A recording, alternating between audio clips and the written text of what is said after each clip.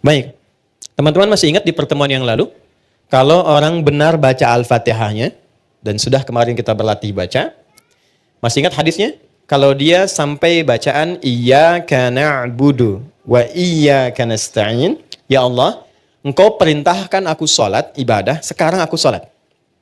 Dan Engkau janjikan saat aku sholat, Engkau akan mengabulkan apa yang aku mohonkan.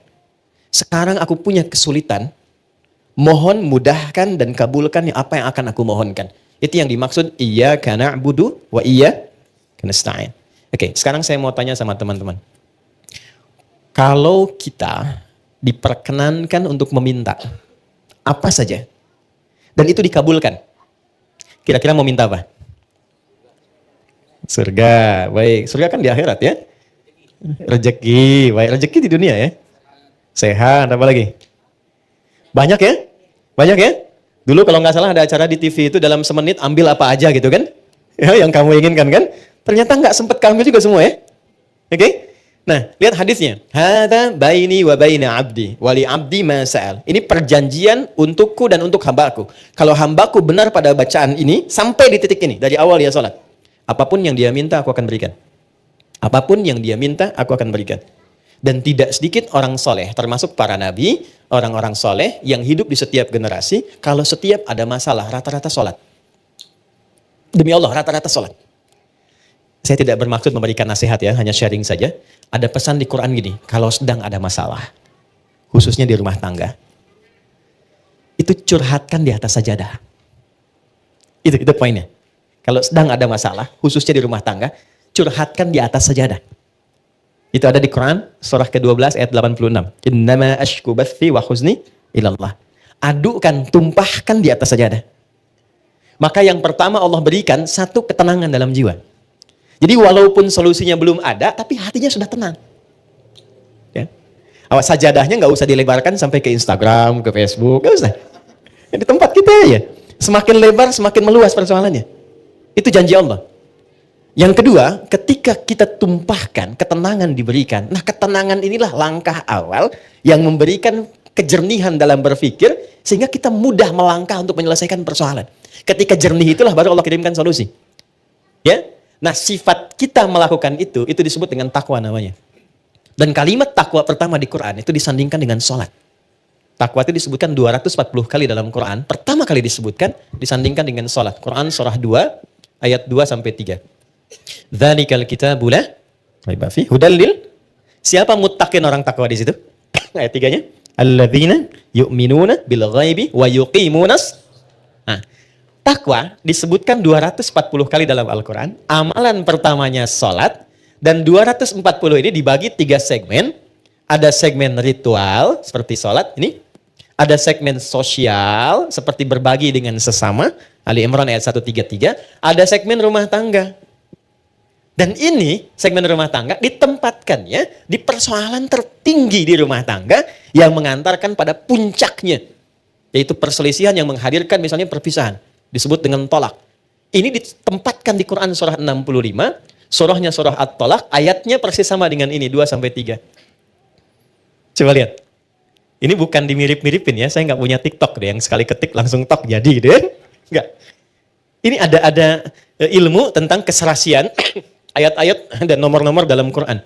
Ditempatkannya di sini. Wa may yattaqillaha yaj'al lahu makhraja. Siapa yang mampu meningkatkan takwanya kepada Allah dalam konteks ini, yuk sholat. Yaj'al lahu makhraja. Dia punya masalah apapun, aku bimbing untuk menyelesaikannya. Dan hidupnya bukan gak punya masalah. Sebelum dihadapi, Allah sudah kecilkan sehingga tak terasa bahwa itu persoalan. Itu poin. Ya. Betapa banyak solusi yang ringan tapi jarang dilakukan. Kita memilih berdebat dengan pengetahuan, dengan kekayaan, dengan macam-macam. Sehingga gak selesai-selesai. Padahal solusinya simpel. Baik ya? Satu ini. Nah sekarang, ada yang lebih dahsyat lagi. Begitu selesai benar baru sampai iyyaka na'budu wa iyyaka nasta'in. Sedang punya masalah apa? Mau minta apa? Ada keperluan apa? Mohonkan. Karena rata-rata bingung mau minta apa, Allah ajarkan satu kalimat yang saat diberikan semua yang kita harapkan dapat. Apa kalimatnya? Oke, setelah iyyaka na'budu wa iyyaka nasta'in, kita baca apa? Ihdinas siratal mustaqim. Itu bukan kalimat biasa. Ada rahasia di dalamnya, ada hikmah. Ya, saya tulis dulu ya. Di sini aja. Ihdinas siratal mustaqim.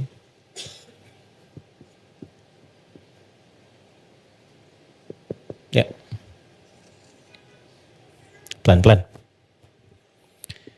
Nanti kita belajar sama-sama cara baca ini dan menyelaraskannya dengan suasana hati kita seperti apa. Karena ini dijawab nanti ketika kita baca ada jawabannya di ayat lain. Baik ya? Ihdinas siratal mustaqim.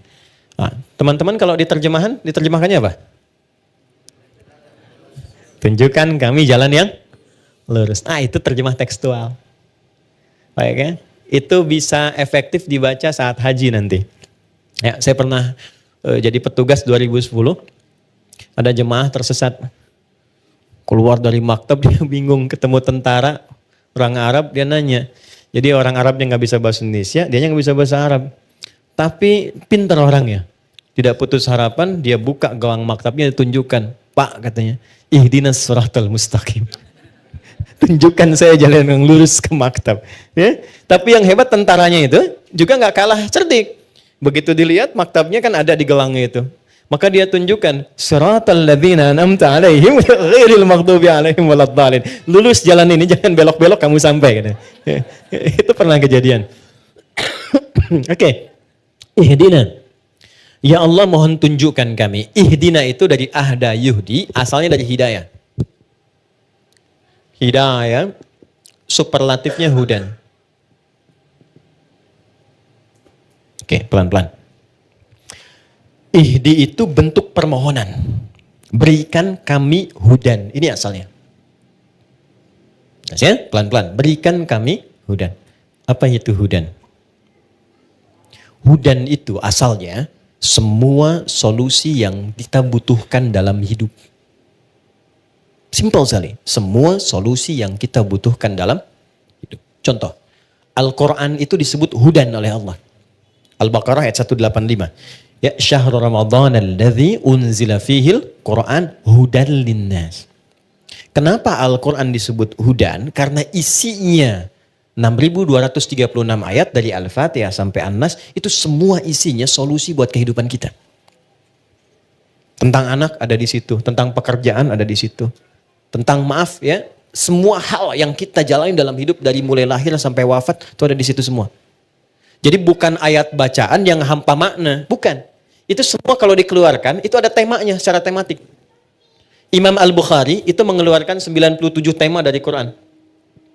Disusun di dalam kitab beliau namanya Sahih Al-Bukhari. Bukan kitab hadis mata, bukan. Itu ada temanya. Dari mulai tentang iman, Anda bertanya kenapa iman saya suka naik turun. Kalau naik semangat ibadah, kalau turun saya agak malas gitu ya. Di sini nanti dikeluarkan ayatnya, topiknya apa, lalu ayatnya, lalu hadisnya, sejumlah 57 hadis. Ada bab bisnis kitabul buyu'. Teman-teman yang pebisnis, pengusaha, pengen belajar value dari Quran dan hadis, membimbing kita bisnis. Ya, demi Allah saya katakan, sahabat-sahabat Nabi dan tabi'in generasi setelah itu, yang mengaji dari topik ini, tema bisnis, itu setelah belajar mempraktekkan, tidak pernah ada yang kembali modal. Semua kembali untung. Dan kekayaannya itu di atas rata-rata. Ya, saya mau sebut Abdurrahman bin Auf, itu sebelum masuk Islam dan belajar dari Quran, itu kekayaannya itu standar aja walaupun kaya. Tapi setelah masuk Islam, itu kemarin riset saya tentang beberapa para sahabat, itu kekayaannya divaluasi kalau kekinian, itu sampai dengan 72.000 triliun. Dan ini riset ilmiah yang kemarin kami kaji, 72.000 triliun. Sekarang Elon Musk baru 3.000 ya. Jeff Bezos juga demikian kan, baru di kisaran itu dulu 72.000. Dan hebatnya masuk surga juga tuh. Masuk surga juga daripada miskin gak jelas kan. Nah ini masuk surga juga. Oke. Jadi poinnya begini. Saya agak cepat langsung karena waktu kita terbatas. Ihdina, ya Allah berikan aku hudan. Solusi dari masalah yang aku rasakan sekarang.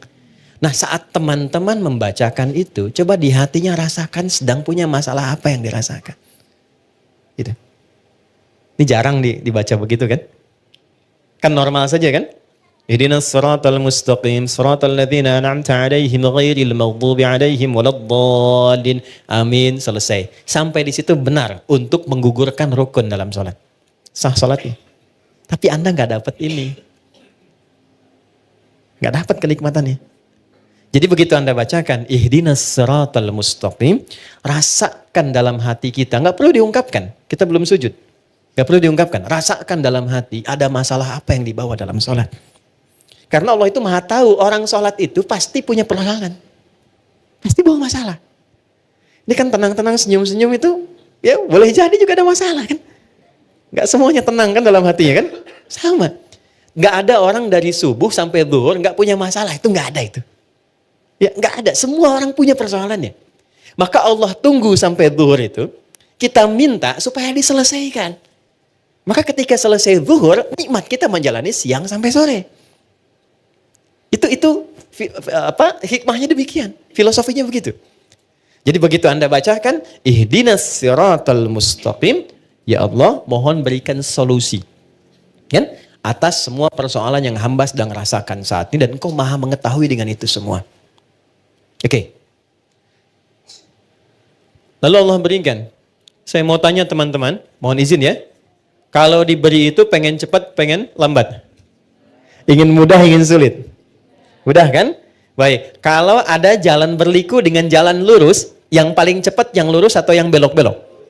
Lurus kan? Nah, lurus itu namanya siratal mustaqim. Mustaqim itu lurus, artinya mudah. Sirat itu lapang.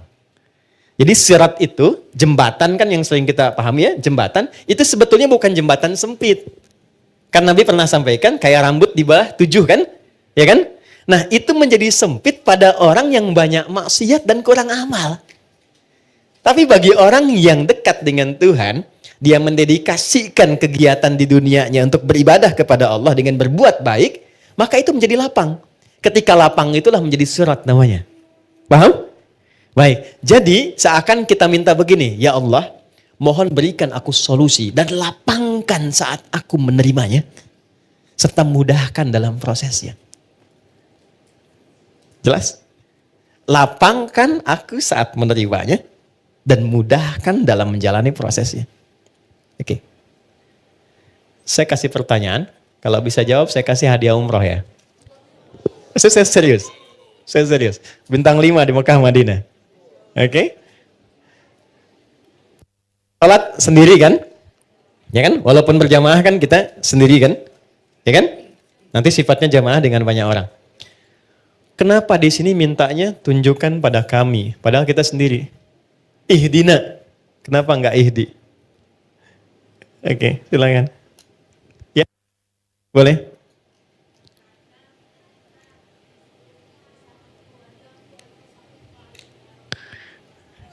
Bagus, bagus jawabannya. Sampai Cengkareng tuh. Oke, ada yang lain? Silakan.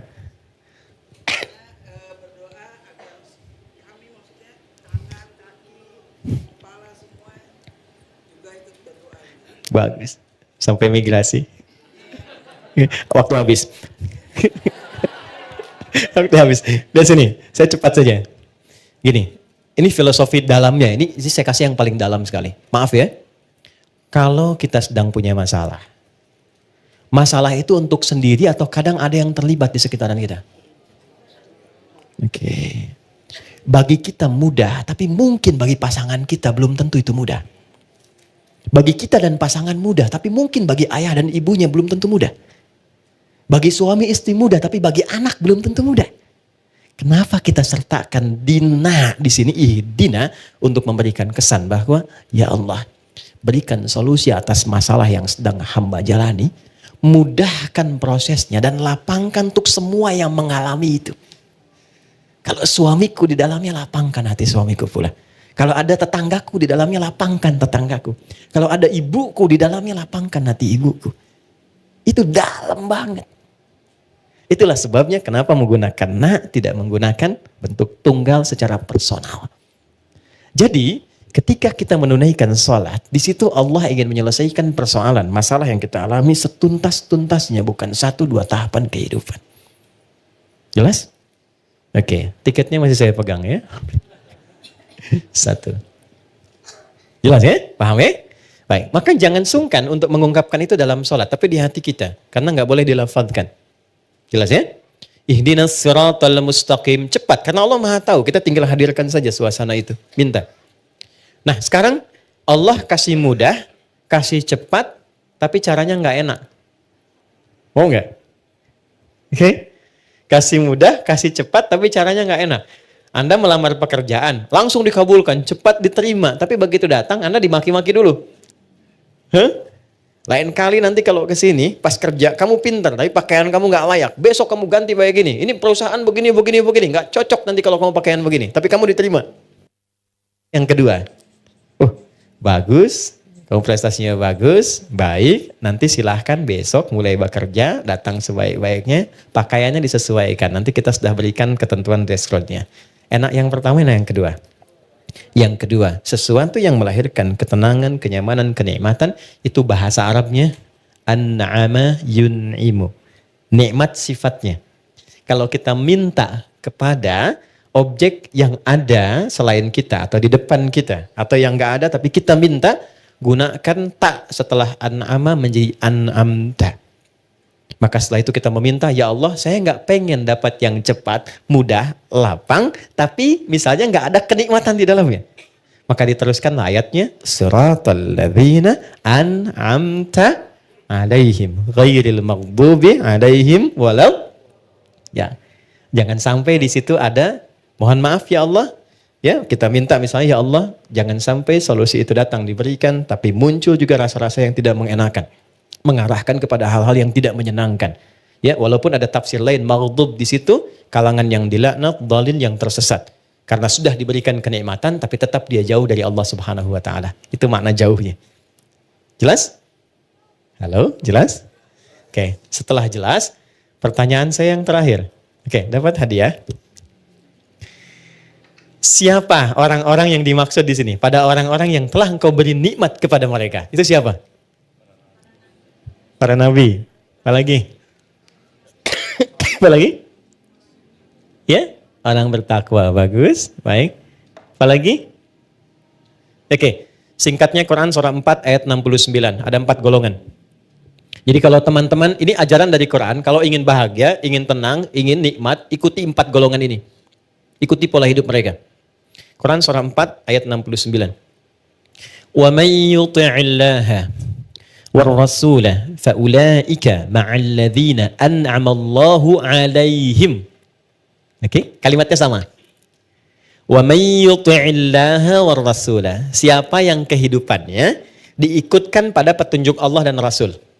Dari bangun tidur sampai tidur lagi. Misal, saya mau bangun tidur, saya ikutin bagaimana Nabi bangun.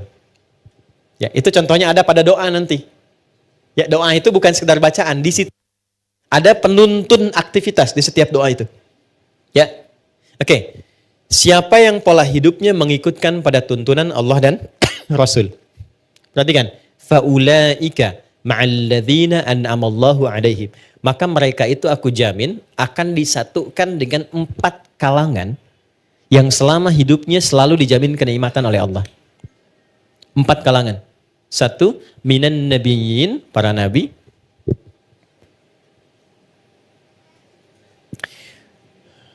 2, siddiqin, orang-orang yang membenarkan Quran dan mengamalkannya. Misal, kata Quran, berjilbablah perempuan. Maka dia membenarkan ayatnya dan mengamalkannya. Itu siddiq namanya. Jelas? Laki-laki misalnya, bangunlah tahajud walaupun sunnah. Anda benarkan ayatnya, Anda amalkan itu disebut siddiq. Yakin sepenuhnya dengan mengamalkannya. Kenapa Abu Bakar disebut siddiq? Karena beliau paling yakin apapun yang Nabi sampaikan itu seketika diyakini, walaupun bagi sementara orang itu belum mampu ya dipahami dengan logikanya. Karena itu disebut dengan Abu Bakar as-siddiq. Oke, 3. Ini siddiq. 3, syuhada. Orang yang wafat yang saat hidupnya sering mendedikasikan kegiatannya untuk ibadah. Maaf ya, jangan hanya dipahami berperang misalnya secara militer, tidak.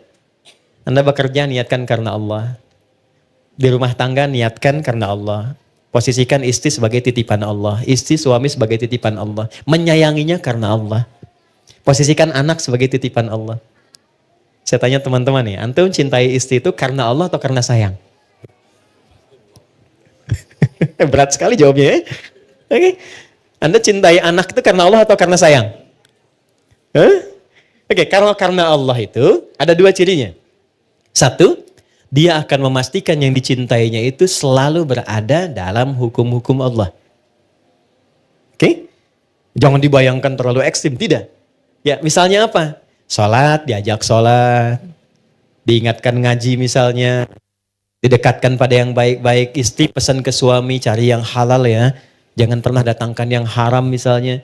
Itu sudah cukup menjadikan Anda berjuang hidup untuk menaati Allah. Kalau wafat, itu disebut wafatnya fi sabilillah. Orang yang disebut syahid, zamannya syuhada. Jadi ada 3 jenis syuhada itu. Syuhada yang wafat saat ada dinas militer. Ya, itu langsung syahidnya dunia akhirat. Ada syahidnya seperti tadi saya sampaikan.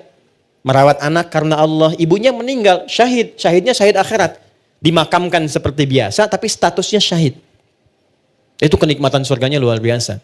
Ya, kalau nggak percaya silahkan. Lakukan dulu, ya nanti saat di ujung kematian itu ditampakkan hasilnya. Yang keempat, solihin, tingkat paling akhir. Wassalihin. Ya. Saya akhiri di sini dengan cepat. Solihin itu singkatnya orang yang memastikan semua kegiatannya baik. Ya, kalau memandang yang baik. Kalau bicara, dia bicara yang baik-baik. Kalau kira-kira yang mau dikeluarkan itu kurang baik, dia tahan, dia nggak ungkapkan. Ketemu sama istri nih, ada beda pendapat. Dia mau cerita. Kemudian mau keluar kata-kata nggak baik. Dia jaga supaya menenangkan istri, nggak menyinggungnya. Itu masuk kategori ini. Oke? Begitu sebaliknya. Ujung kepala sampai ujung kaki. Dia arahkan, melangkah pada yang baik, bekerja yang baik, maka masuk kategori ini. Untuk perempuan, salihat. Untuk laki-laki, salihin. Ini poinnya. Jadi kalau ada orang-orang ingin hidup tenang, ingin nyaman, minimal ikuti pola hidup para nabi, nggak terjangkau yang ini, atau paling minimal jadilah orang baik. Yang tidak melukai orang lain atau bahkan diri sendiri. Jelas? Saya tutup bagian terakhir.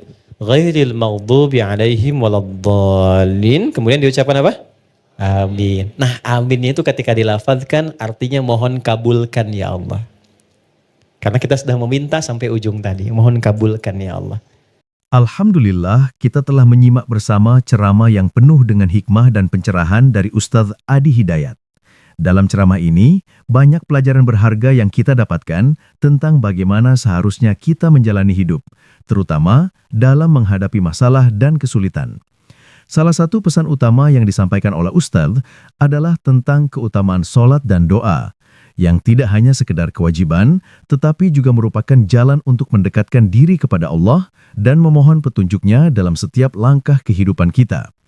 Ustaz menjelaskan bahwa dalam sholat, kita sebenarnya diberikan kesempatan untuk memohon apapun yang kita inginkan kepada Allah. Dan jika kita benar-benar melaksanakan sholat dengan khusyuk dan penuh pengharapan, Allah berjanji akan mengabulkan permintaan kita.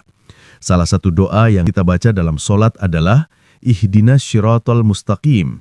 Kita memohon kepada Allah untuk memberikan petunjuk dan jalan yang lurus yang bukan hanya berlaku untuk kehidupan akhirat, tetapi juga untuk kehidupan dunia kita. Selain itu, Ustaz mengingatkan kita untuk tidak hanya mengandalkan pikiran dan kekuatan pribadi dalam menghadapi masalah. Saat kita menghadapi kesulitan, terutama dalam urusan rumah tangga, sebaiknya kita curhatkan di atas sajadah kepada Allah. Hal ini sejalan dengan surah Yusuf, Quran surah ke-12 ayat 86, yang mengajarkan kita untuk mengadukan masalah kita kepada Allah. Ketika kita melakukannya dengan ikhlas dan penuh ketenangan, Allah akan memberikan ketenangan dalam jiwa kita terlebih dahulu, meskipun solusi atas masalah tersebut belum datang. Takwa adalah inti lain yang disampaikan dalam ceramah ini. Takwa bukan hanya sekedar ibadah ritual seperti sholat, tetapi lebih kepada keikhlasan hati dan kesungguhan kita dalam menjalani kehidupan sesuai petunjuk Allah. Ustadz mengingatkan kita bahwa takwa harus selalu disandingkan dengan sholat. Dan dalam surah Al-Baqarah, Quran surah kedua ayat 2-3, Allah menyebutkan bahwa orang-orang yang bertakwa adalah mereka yang melaksanakan sholat dengan penuh khusyuk dan mengikuti segala petunjuk Allah dalam setiap aspek kehidupan mereka. Takwa menjadi kunci bagi kita untuk mencapai keberkahan, ketenangan, dan kebahagiaan dalam hidup ini. Selain itu, Ustadz juga mengingatkan kita untuk memperhatikan 4 golongan yang dijamin kenikmatan oleh Allah dalam surah An-Nisa, Quran surah keempat ayat 69. Keempat golongan tersebut adalah para nabi, orang yang menerima wahyu dan selalu mendekatkan diri kepada Allah; Siddiqin, mereka yang sangat yakin dengan ajaran Allah dan Rasul-Nya, serta mengamalkannya tanpa ragu; Syuhada, mereka yang berjuang di jalan Allah, baik dalam pertempuran maupun dalam segala aktivitas kehidupan yang bernilai ibadah; Solihin, orang-orang yang menjaga setiap tindakan dan perkataan mereka untuk selalu berbuat baik. Jika kita ingin hidup yang lebih tenang, lebih diberkahi, dan mendapatkan kenikmatan Allah, maka kita harus kembali kepada Al-Quran dan sholat. Dengan mengikuti pola hidup orang-orang yang bertakwa, kita akan menemukan kedamaian, kebahagiaan, dan solusi atas masalah-masalah yang kita hadapi. Inilah yang menjadi inti dari ajaran Islam yang harus kita amalkan dalam kehidupan sehari-hari. Jika video ini memberikan manfaat dan pencerahan untuk Anda, jangan lupa untuk like, share, dan subscribe agar lebih banyak orang yang bisa merasakan manfaat dari ceramah ini. Dengan berlangganan, Anda akan terus mendapatkan konten-konten yang bermanfaat dan menginspirasi. Dan yang terpenting, mari kita doakan Ustadz Adi Hidayat di kolom komentar. Doa kita adalah bentuk rasa terima kasih atas ilmu yang telah beliau bagikan kepada kita. Semoga Allah senantiasa memberikan kesehatan, keberkahan, dan kekuatan kepada beliau, agar beliau terus dapat menyebarkan ilmu yang bermanfaat bagi umat ini. Terima kasih telah menonton video ini sampai akhir. Wassalamualaikum warahmatullahi wabarakatuh.